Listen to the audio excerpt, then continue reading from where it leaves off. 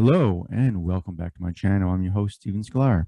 Today, we have a short episode about the Selmer balanced action keywork mechanics and the quick evolution that occurred during this model. This episode is brief, but hopefully informative for those looking at the Selmer Paris balanced action saxophones. So I myself was looking at buying a balanced action sax again.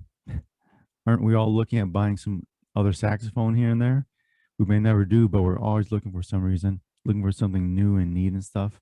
But we got to remember these horns are 80 years old, way back in the day.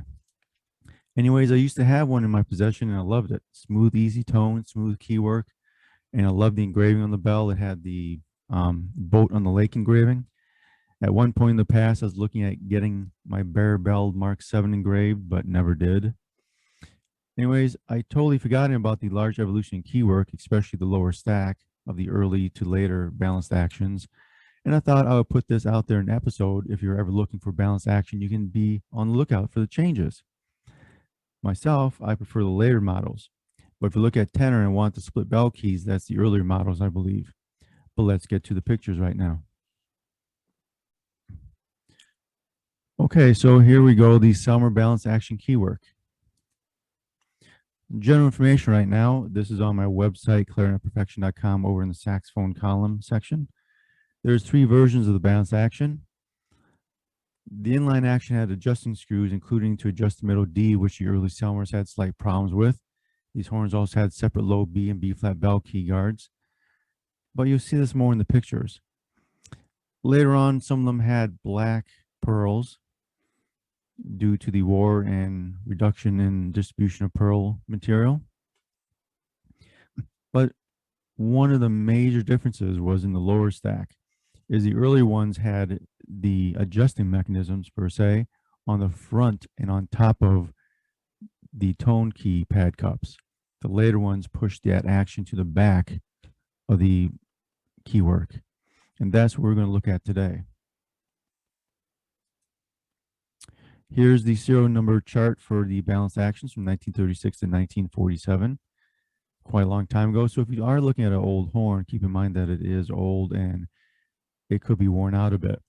What technicians would do for worn out keywork and rods is they could slice off the end of the rod and add a new barrel section and then work that into the system, or they actually fill in the end of the rod with solder and then smooth that out so that the pivot screw has less play in it and make the action much smoother, and then you can't move around the keywork as much, not as noisy as before.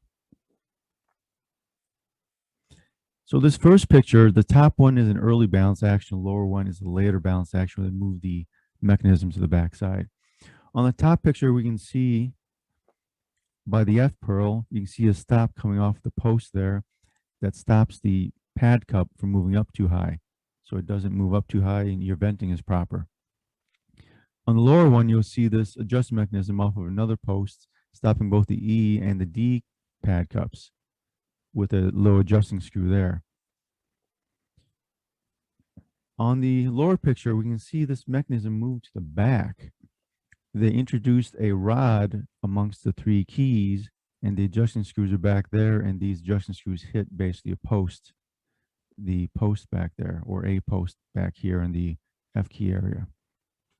So it was a major departure, and this, of course, the bottom one evolved later on, where there's key arms on the back of the pad cups that come and stop on the body with this rod going across them that you can adjust basically by using cork for the height of the key action.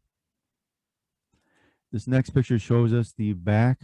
The top picture is the back of the earlier balanced action keywork. You see there's nothing there, but you can see the mechanisms stopping the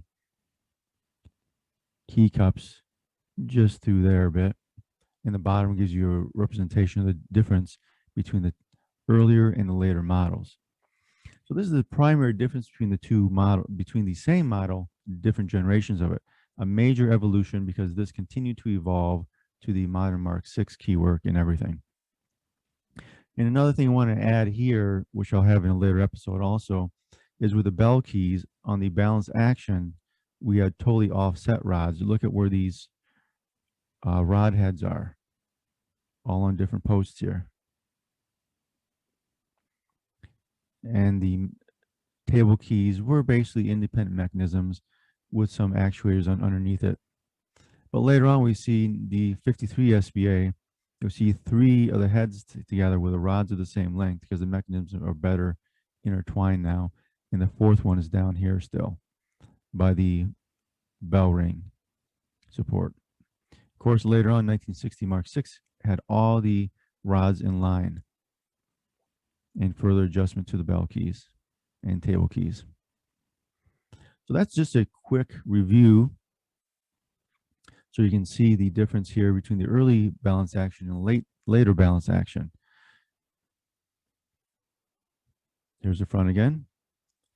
So top is the front of the early balance action. Here's the back of the early balance action. You can see the difference between the top and the bottom.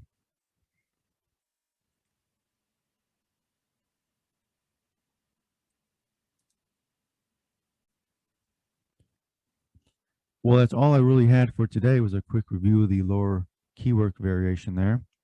I want to thank you for listening to my ramblings. Any questions or comments, put them down below. Don't forget to give a thumbs up, like, subscribe, and share. You gotta love the knowledge, gotta love life, and you gotta love saxophones. See you next time.